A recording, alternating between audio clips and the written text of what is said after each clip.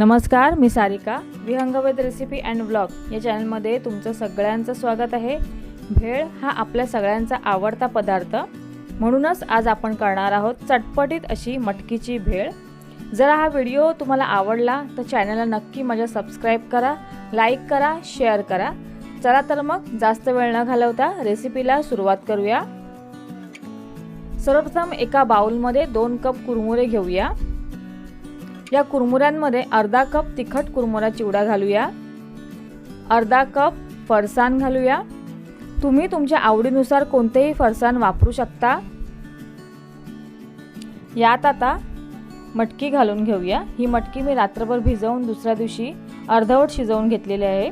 शिजवताना यामध्ये चिमूटभर हळद व मीठ घालून घेतले। थोडीशी मटकी मी बाजूला काढून घेते। त्यानंतर त्याच्यामध्ये बारीक चिरलेला टोमॅटो, बारीक चिरलेला कांदा घालूया। मोड आलेली मटकी सुद्धा तुम्ही वापरू शकता। त्यानंतर एक हिरवी मिरची बारीक चिरलेली आणि आपल्या आवडीनुसार लाल तिखट घालून घेऊया। त्यानंतर चवीनुसार थोडंसं मीठ घालून घेऊया। मीठ थोडंसं कमी घालायचं कारण की चिवड्यामध्ये सुद्धा आपलं मीठ होतं। थोडासा चाट मसाला,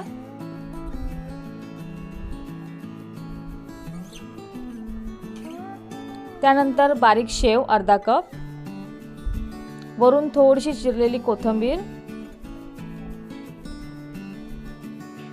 1 चमचाभर आपण लिंबूचा रस घालून घेऊया आणि हे सगळं मिश्रण एकजीव करून घेऊया। तयार आहे आपली मस्त चटपटीत अशी मटकीची भेळ। आता मी ही एका प्लेटमध्ये काढून घेते।